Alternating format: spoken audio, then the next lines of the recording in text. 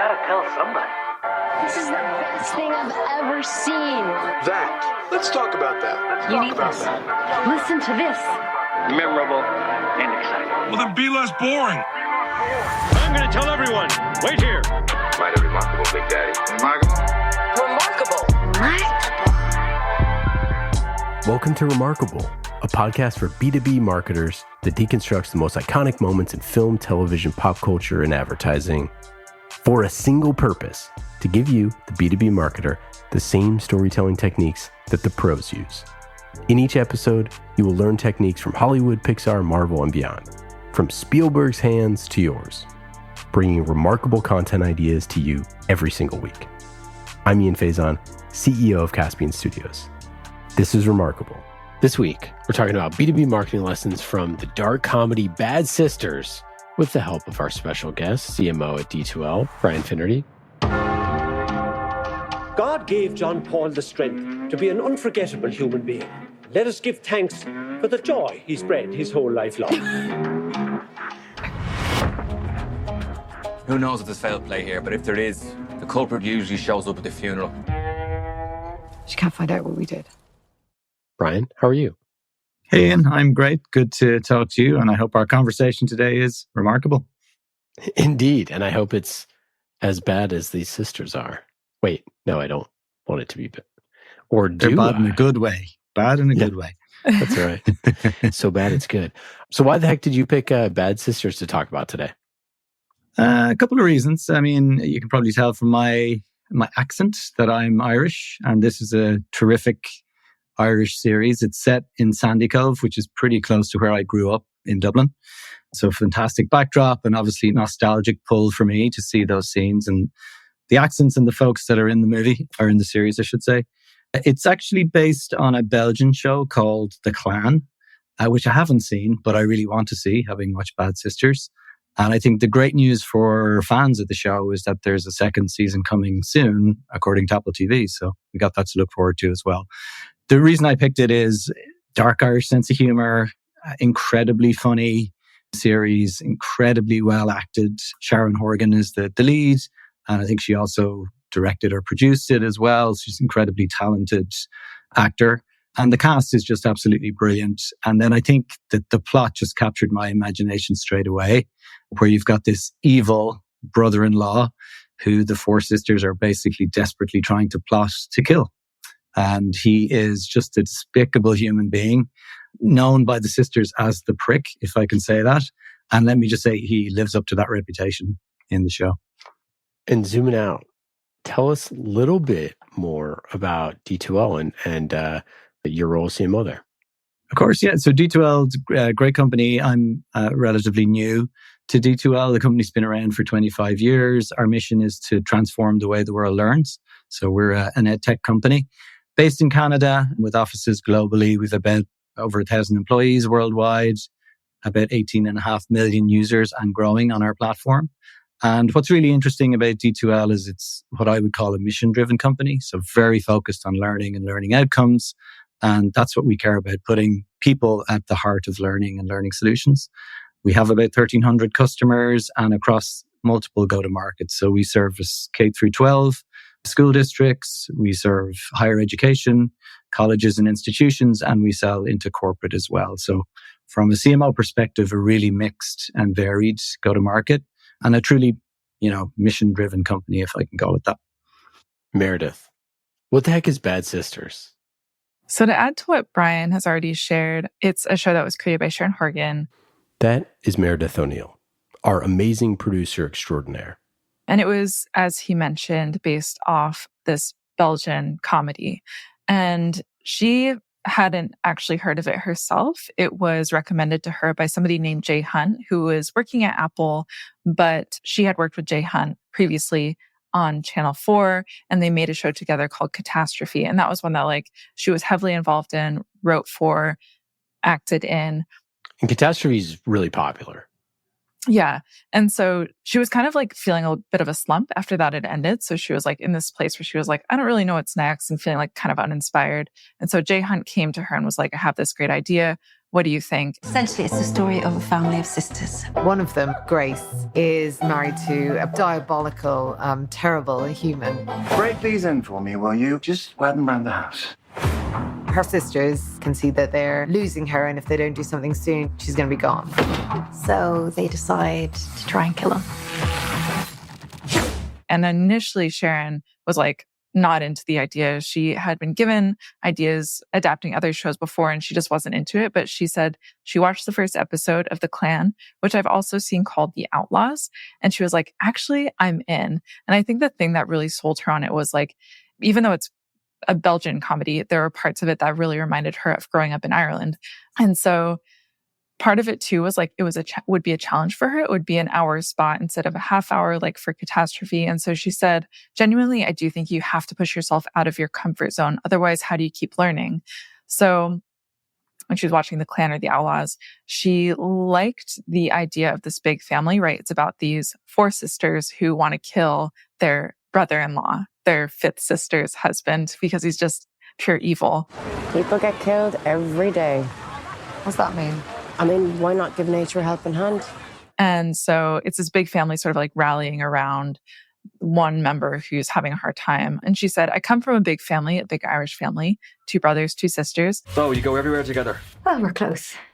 Like a pack? Like a family. So there's 5 of us, and we are a big 5-headed monster when we need to be and look out for each other. And we do anything for each other. We just look out for each other like we always have. They would do anything for each other. They would kill for each other. And I felt like I knew how to capture the essence of that or the fun of it. I felt like it would be quite intoxicating to be around on screen if you got it right. And so I think part of like it being her lived experience, something that she could play into the creation and the adaptation of this story really sold it for her. And there's also how like the evil husband sees himself as like this moral character. So Horgan had him sort of hide behind religion and sort of using it to justify his behavior. And she said, I thought if I just dig into the truth of it, then people will get it. I think the best way to connect with audiences is always just to be truthful. So even though it was this quite over-the-top premise, I thought if I grounded it in the reality of what would happen if you decided to kill a man, then everyone else will believe it, you know? And so that was sort of the idea behind it. But there are also parts of the original that didn't make it into her adaptation. She said like there was like the Chinese mafia was involved and people being made into dog food, which is just so gruesome. And she was like, that's not making it into my version. So I think like having this as her foundation for building the show gave her the options to like pick and choose what would make it into her part, into her adaptation of it. She sort of could go with what felt right and leave out the rest. And so another thing I wanted to bring up was like the show starts with the husband's funeral. So you know that he's dead. So I think this really hooks the audience too and be like, we know where we're ending. So like, how do we get there? Did the sisters kill him? Do I wish he was dead? Yeah. You know, how did he die? How did they do it? I often think about punching through that soft spot in his head, right through to his brain. Jesus, BB. I feed him to the Hurley's pigs, bury him piece by piece in their mushroom beds. And so you're sort of reading into all of their interactions. Like, are they guilty? Like, what's going on here? And then lastly, I would say like, Horgan is really careful about the momentum of the story. And so there are all these different storylines. And so she said, I think the challenge is always just keeping a script really streamlined and interesting and keeping that forward motion, whatever the engine is, just keeping it going. And she also said, I found writing multiple stories for an ensemble cast and keeping them of equal weight, enjoyment, and stakes so that when you cut away from one storyline and going to another, your audience isn't going, come on, wanting to get back to the juicy bit. So if I were to take some lessons from the creation of this, I would say like, make an adaptation of a piece of content that you really like because it gives you that like foundation for your story and you can pick and choose the good parts and leave out the rest.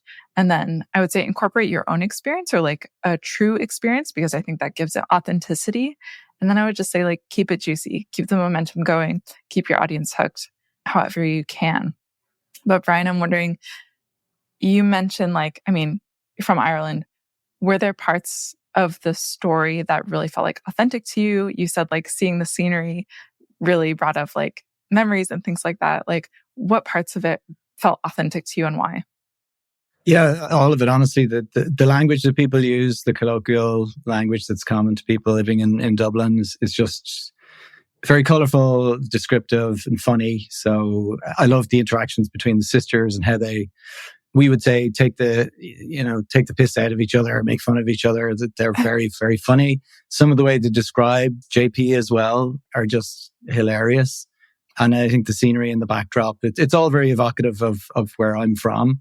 And then again, back to the cast. I mean, the cast is just excellent. I mean, one of the actors is actually Bono's daughter. I think her name is Eve Hewson, and she's phenomenal in that role. She's the youngest sister and a bit of a tearaway, but just a great character to follow.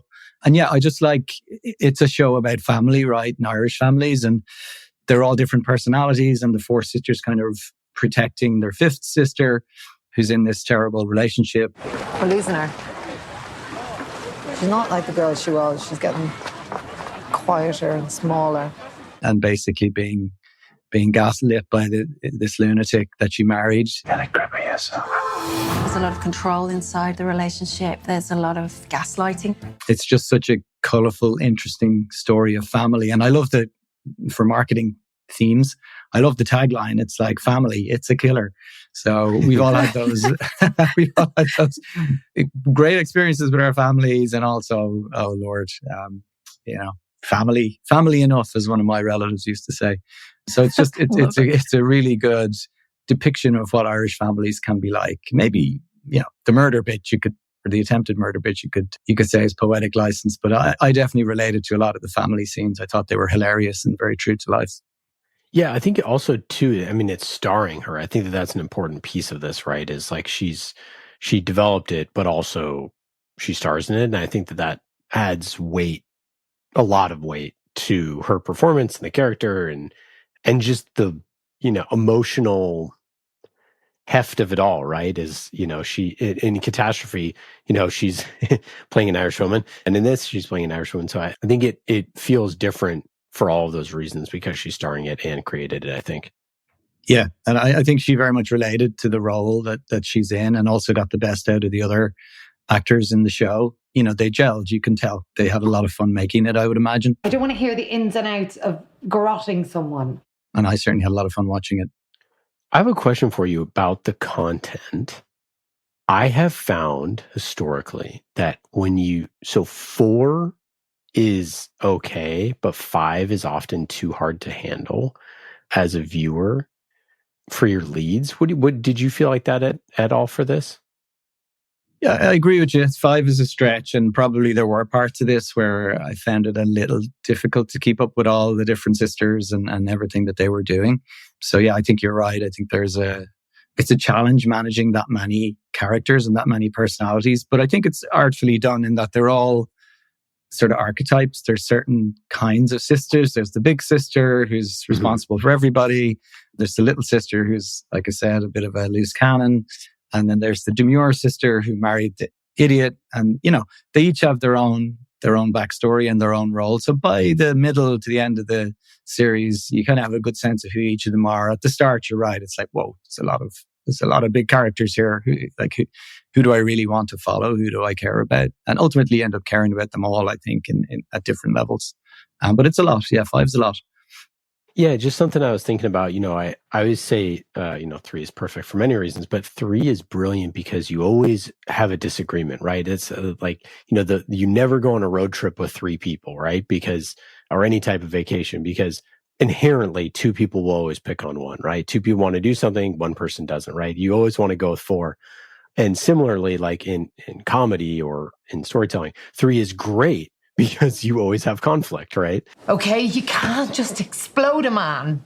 4 is also great because they can pair up and go off on their own.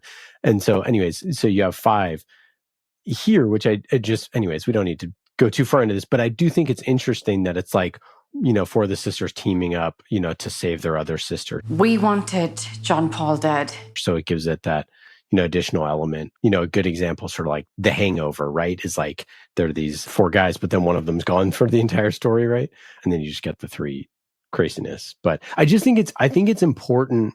The reason why I bring it up is I think it's important for B2B storytelling that you are crafting the correct number of leads for your story and to make them different enough that they feel different. And I think that this show did a great job of making all the sisters feel different.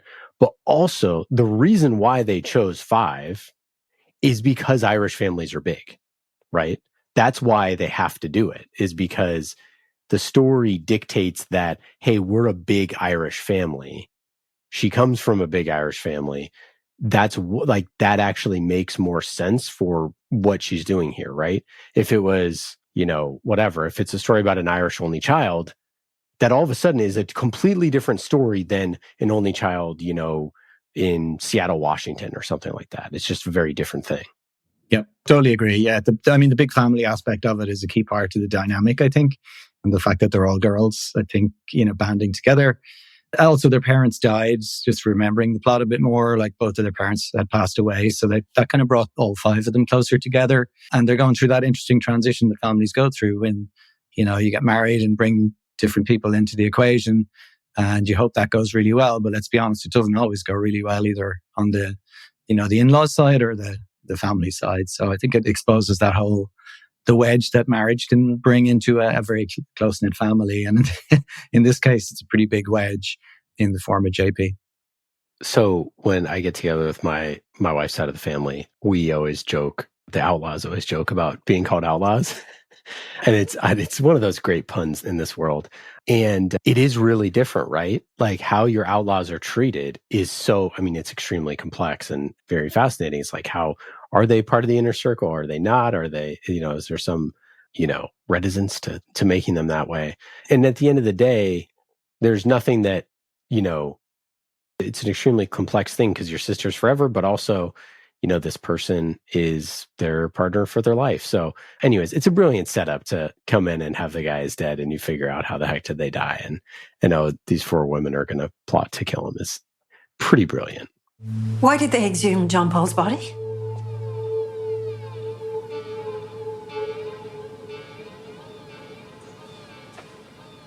Because they think he was murdered. And I think it was one of us who did it. Great name for the show. Bad Sisters, fantastic.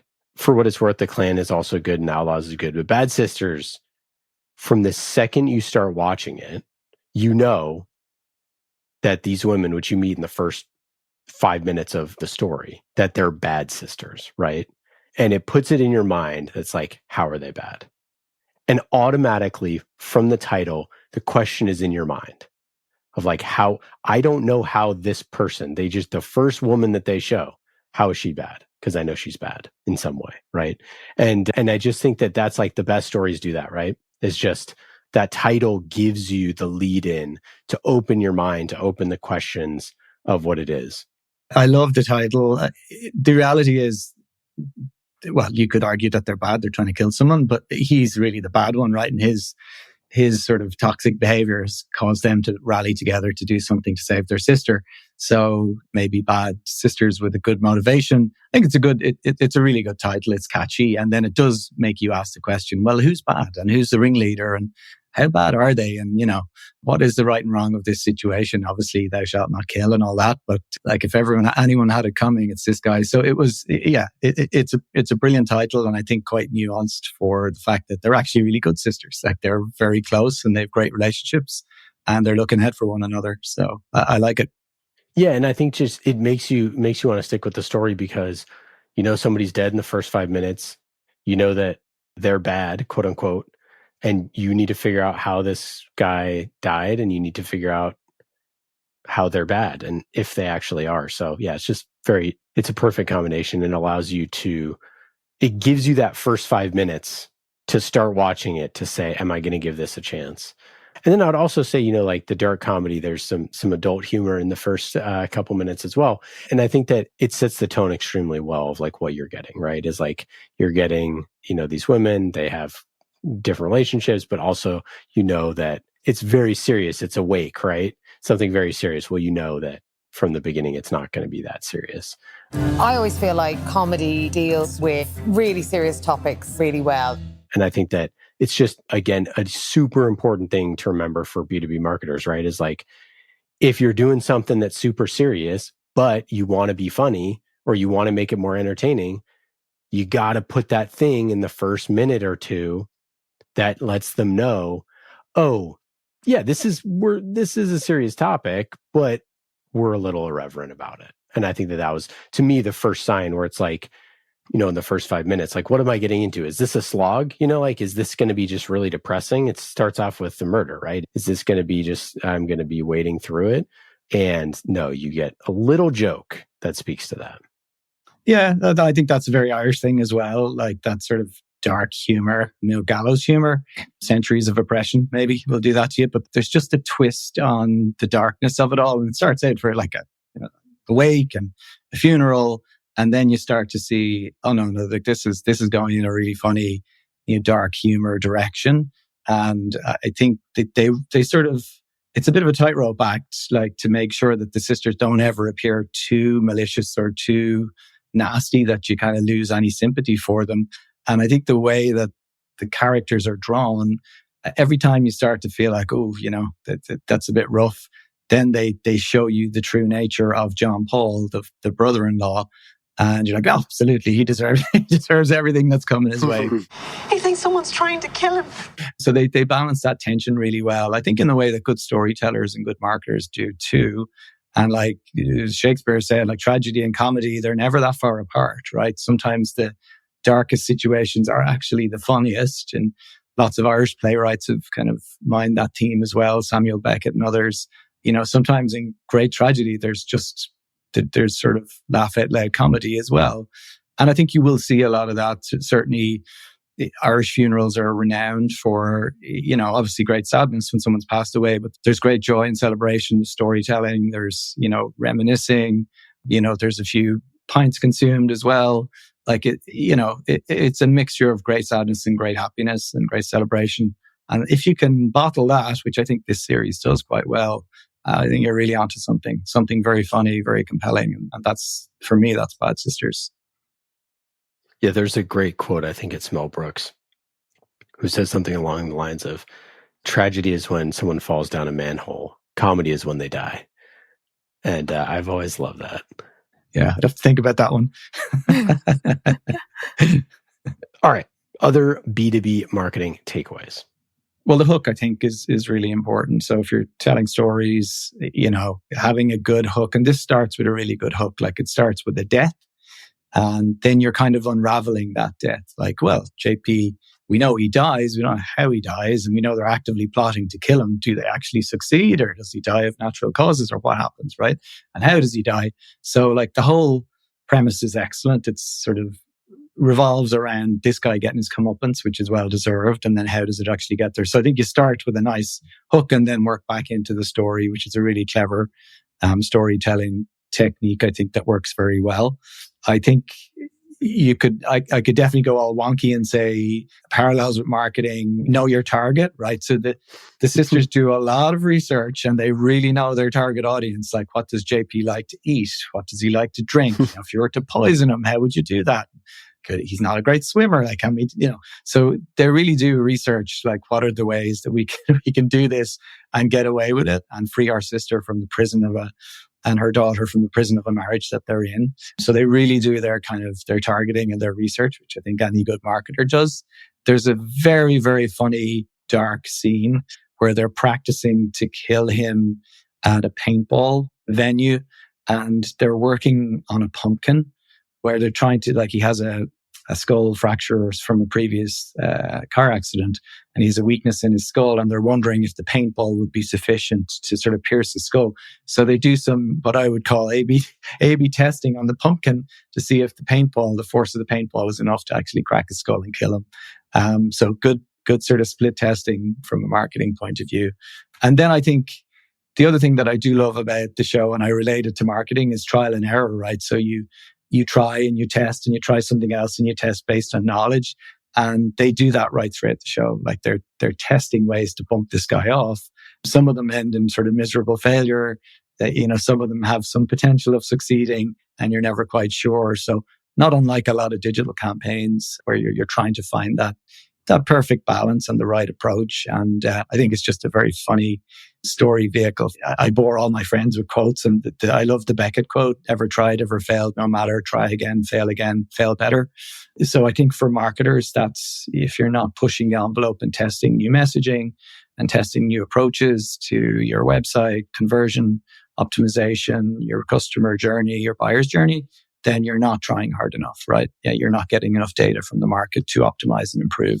So you could maybe say it's a bit of a stretch, but I think the way they approach their mission is very informed, and they test out many different ways to kill JP. You know, another thing that from a marketing perspective, and we talked about sort of the hook and the title matching and the title being interesting and the first 5 minutes being interesting and a very clear premise and a setup. But I think it's worth talking about the simplicity of the elevator pitch. Like, these 4 people want to team up to, kill their brother-in-law is so easy to explain to somebody that it requires no effort. You just go, literally how this has happened, how we are doing this is Brian is like, yeah, I love this show. And here's the setup. We're like, great. I haven't heard of it. I have Apple TV. Let's go check it out. Or Apple TV Plus. Apple Plus, what is it called? It's like, oh, I'll go check it out. So simple, right? Whereas other shows, it's much more complex. And I think from a marketing perspective, it's just so important to just distill and distill and distill and distill and distill until it's that one sentence that like you immediately get it and you know exactly what you're getting at. Yeah, that's a frequent conversation in my teams and with my teams. It's like elegant simplicity is a hard thing to execute. And again, there's another great quote. I would have written a shorter letter if I had more time. It's actually harder to cut back the verbal diarrhea and actually write something that is crisp and concise. And, that takes time and effort and thinking and energy. We've got some interesting tools now, like, ChatGPT that can help us summarize stuff and rewrite it and, make it longer, make it shorter, whatever you need. But ultimately, that's a real skill set. And I have a personal dislike for headlines that are really long and that wrap. I just think it's really hard for people to read. And there's lots of filler words that you can cut out and lots of qualifiers that we tend to use almost by default without thinking. Myself and the team are always talking about, let's be definitive. Let's have an opinion. Let's write as clearly and concisely as we can. And I think what the show does really well is it's a simple concept, right? You get the concept of a family protecting themselves from an external threat and source of danger, and their circumstances are in a couple of sentences pretty quickly described, and you can grok what's happening with the show very easily. Wouldn't it be great if every marketing campaign you ran was like that, right? Where you had a really clear, sense of purpose. It's articulated very well, but like that kind of simplicity and elegance of writing, it's hard to come by. You don't see it done well as often as you would think, and I think that there's just too many words. There's just too many intricate visuals and words, and people lose sight of the journey that you're trying to take the audience on. So I think there's definitely something to that, like that kind of refined simplicity that, boy, it's hard to get it, but when you get it, it's unmistakable. And there are some brands that just do it brilliantly, right? So brands like Apple, like Nike, they just have that ingrained simplicity in their messaging and their language. And often the focus is on the customer, right? And what the product or service does for the customer, not so much how great it is in and of itself. So I think there's lots of lessons to be learned there. Final B2B marketing lesson for bad sisters. You got to have a great villain. And I think that you don't have to have a villain, but if you do, you got to have a great one. And William Blake said that the devil has the best lines. Well, it's true, right? Like the crazier the villain, the more unpredictable the villain, the more interesting they are, right? And if you think of the great villains, you got to really hate them, And this is a great example where the prick is someone who you absolutely loathe. And how much better does that make the story, right? And if he was just half bad, the story wouldn't work. If he was half bad, it would just be a different story. It would be, well, these 4 women they're pretty crazy, right? I mean, they're already pretty crazy because they're contemplating murder, but you don't feel like they're that crazy, right? Even though, of course, they are. But if he was just half bad, then it just changes the dynamic of your main characters, of your leads, such that why are they killing someone? He's like, well, he's pretty annoying, right? So I think it's super important that in B2B marketing, okay, how does this get to there? Well, I think so often, like, we make the bad guy of whatever it is not actually that bad. Like, it's not that bad. Like, because truthfully, most B2B problems are thwarted by doing nothing, right? Non-action is the biggest thing that, all sales lose to, right? It's just, I'm just going to do nothing, right? And I'm not saying necessarily that you need to be hyperbolic to say, if you don't upgrade your, software that, the world is going to end, but you got to give it something. You got to give them something that really shows the negative side of the world, the other side, your villain, whatever that villain is, and give the villain enough teeth to be bad and like what that means. And, if someone's always late, right? It's like, that guy's always late. He's always an hour late. He's always 2 hours late.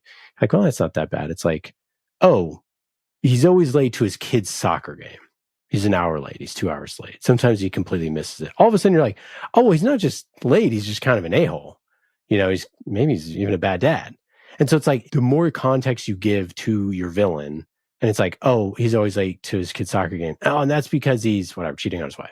And you're like, oh, now this person's really, really bad. So I think that the more that you give context to your villain, the more dynamic you make them. And then the audience really loves them or really wants them to get their comeuppance, right? Yeah, it's a great point, Ian. I mean, the whole villain, if you look at professional wrestling, for example, like the heels, the Ric Flairs of the world, they would draw all the heat from the audience. Like, people love to hate them, right? And, he's just overwhelming confidence and, actually really good at what he does, but also, contemptuous of the audience, right? So a good villain, like, it's good to be bad, like that you get all the best lines, you get the best reactions. I think in a counterpoint to your argument, though, in a B2B context, it is tough to really identify a villain. And that kind of marketing turns me off, certainly, where you're let's say companies will identify their competitors as villains and really go after them.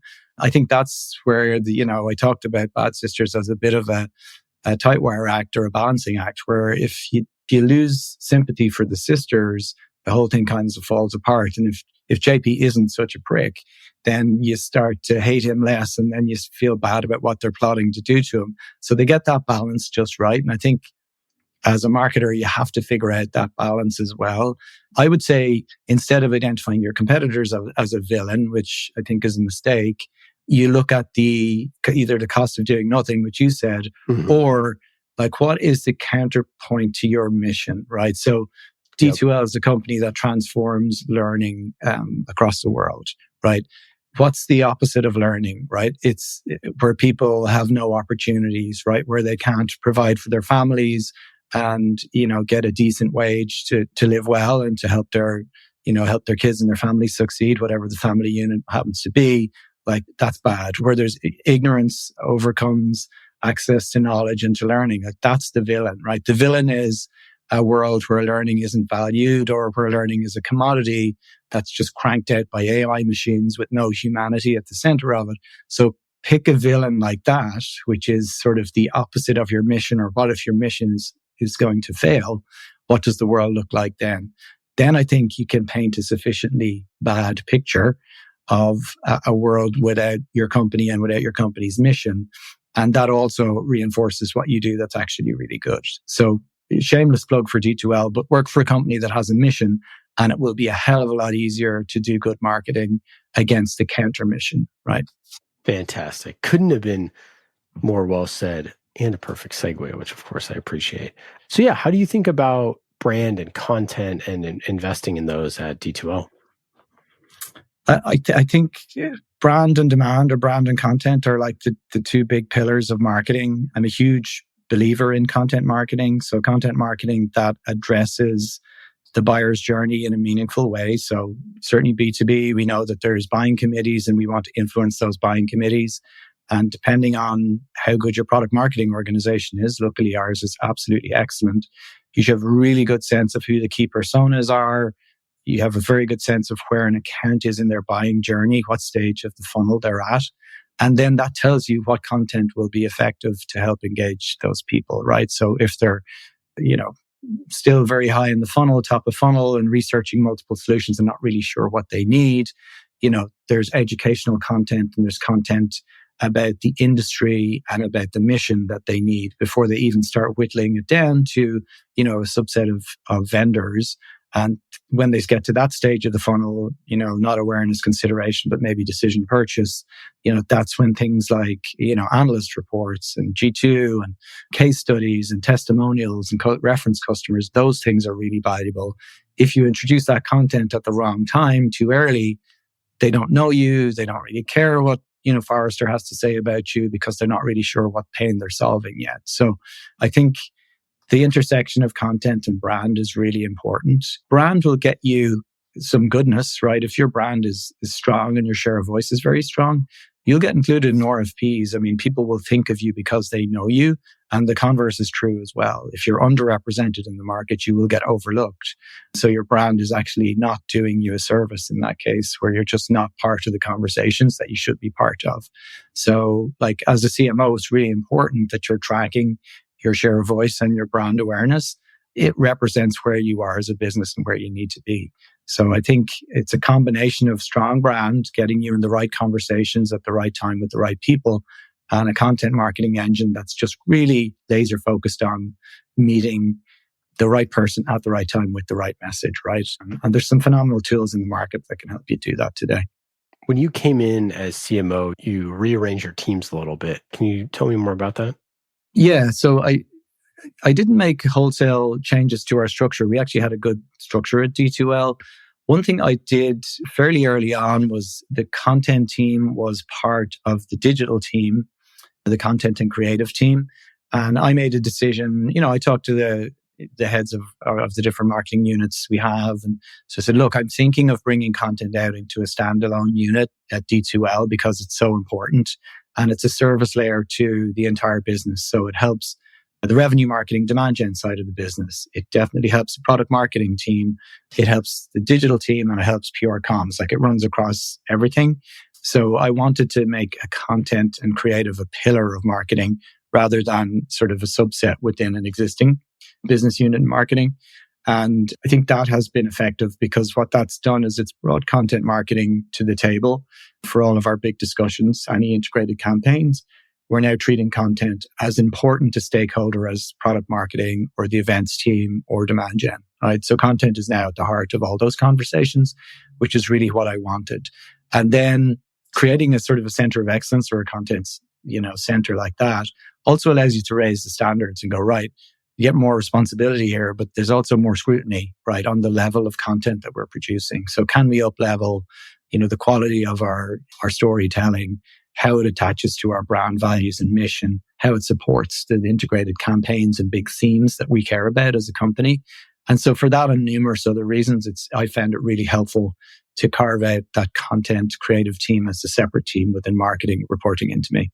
Yeah, it's really cool to hear you say that. I think that a lot of the heads of content that I've met, they get really frustrated, don't have a seat at the table. And a lot of times their organizations just don't understand like how content fits into different stuff, or, like it seems like it's very self-promotional to say, well, like content is so important, it's got to be there. And like everything is important. And, it sort of gets lost, but it's like, yeah, but at the end of the day, if making content just equals writing blogs, like, of course, it's never going to have a seat at the table. If content is more holistic and looking at every part of the business that is, creating any type of assets for people to consume that should be either educational, entertaining, or hopefully both, then all of a sudden, like you said, you have a center of excellence that is looking across the entire company rather than like in a silo off talking to nobody.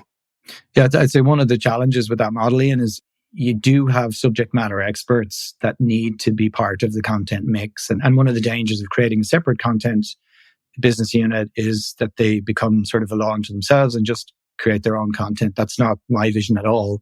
It's like there are campaigns where they're going to be product marketing driven, right? If it's a product launch, and the content team's going to have to contribute some really heavy hitting, highly effective content for that campaign. under the guidance of the product marketing team. There will be pipeline generation, demand gen campaigns that have very specific pipeline goals and function. And that team knows the buyer and they know the audience really well, and they know their KPIs, and they need the content team's help to get that engagement, spark that engagement.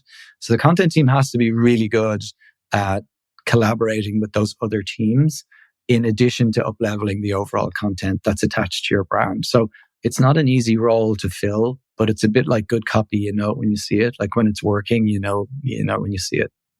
Yeah. And isn't that like so obvious though? Like in retrospect, you're like, oh yeah, we should have a person who's really, really good at copy and content. Look at our product marketing stuff. It's like so obvious in retrospect. You're like, yeah, that would be helpful. It's like, oh, our, this event series that we're running.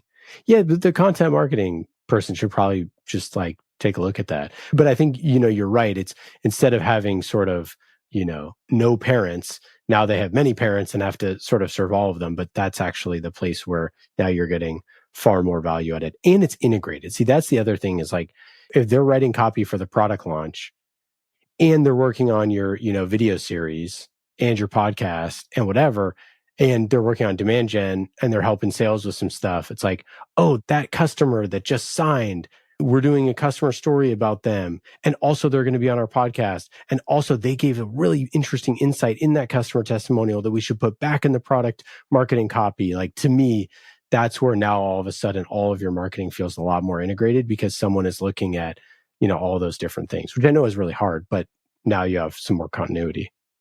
Yeah, exactly. And it's not content in isolation. It's heavily integrated into everything that you do. And then also leveraged, right? You're leveraging different pieces of content and getting, multiple benefits from like a really well-written piece of content or a video testimonial or whatever you happen to be using. So I think a good content team can see those opportunities to amplify what they've already built and sort of tweak it slightly. And that's a good multiplier effect for the marketing team if you can get that going. What's working for your audiences right now? Our audiences are like, they're hungry for good content. They're hungry for, so in the education space, surprise, surprise, generative AI is a huge topic, right? Like, how do we use generative AI to improve the overall learning experience? Like, how can we make sure that learners or students aren't using it to cheat, but they're actually using it as a tool to do research and become more effective learners? For an educator or someone creating content, there's tremendous potential, to use generative AI to build question foils and to, help you plan out discussions and interactive content for your learners, right? So we're working on that. Like we've built a product called D2L Lumi, which is short for Illuminaire, to brighten up or to shine a light, which is kind of how we feel AI should be used, right? It should be shining a light on how you can make learning more effective, more efficient as a tool, right? Generative AI is a tool that we use. It doesn't use us, right? So we're in control of it. You've got to be very careful that the data that the large language model is leveraging is private. It's not shared anywhere. So there are guardrails that you have to put in place. But I would say people are hungry for a vision for where AI is going to take learning. And yeah, I'm excited about the work that D2L and some others are doing in the industry to kind of get us there. Do you have a favorite campaign that you've had over the past, little bit here? If I'm picking a D2L example, I would go for our user conference, which was in Toronto in July. I wouldn't quite call it a campaign, but like the drumbeat to it, we made several product enhancements at it. It was a sold out event, customers, prospects, analysts, investors, just phenomenal lift from the team. And it wasn't just marketing, sales, it was customer success, it was product. It was just one of those moments where everything came together and everybody get pulled together for a phenomenal couple of days. So just seeing that campaign run through from planning to execution to follow up and results has been very satisfying. So that's probably my favorite, most recent campaign, I would say. But there's always a campaign around the corner. We're working on our second half fiscal year themes now on our next campaign. So I think we've got some good ones up our sleeve. Well, it's been awesome having you on the show, Brian. Last thing, what is your best advice for a CMO who's trying to figure out their content strategy? Best advice, I would say treat content seriously. It can be your best friend. It's hard to do it well, but put in place structures that allow you to get oversight over the content that your team is producing. So give it the autonomy to be sort of a center of excellence, but make sure it's plugged into the rest of your organization in the way we've talked about. So very closely aligned with integrated marketing, revenue marketing, product marketing, etc. And that means part of those integrated planning meetings, part of the team meetings that happen week in, week out, content is at the table and making really valuable suggestions. Oh yeah, we created this piece of content for a campaign over here that will work really well for an international audience if we make these changes. So have the content team kind of adding value across the board. And I think that's the key to success. And it takes a lot of really talented people and the right structure, I think, to do it well. But when it's done well, it's a huge asset to the company, both to the brand and the demand side of the business, I would say. Well, I'm going to be thinking about making your anti-mission your villain. I think I might write a blog post about that. My newsletter might be about it because I think that's brilliant. So I think we made one of our best B2B marketing takeaways, I think, so far for the season today, because that is, I think, extremely good. So anyways, I appreciate you, Brian. Thanks so much for coming on. Wonderful chatting about Bad Sisters. Thanks for the recommendation. For our listeners, you can go to D2L, check them out. Any final thoughts? Anything to plug? Watch season 2 of Bad Sisters after you watch season 1. And it's been great chatting to you both. Thanks, Ian. Thank you, Meredith. Awesome. Take care. Cheers. Well, that's it for today. I hope you got some good ideas for your B2B content.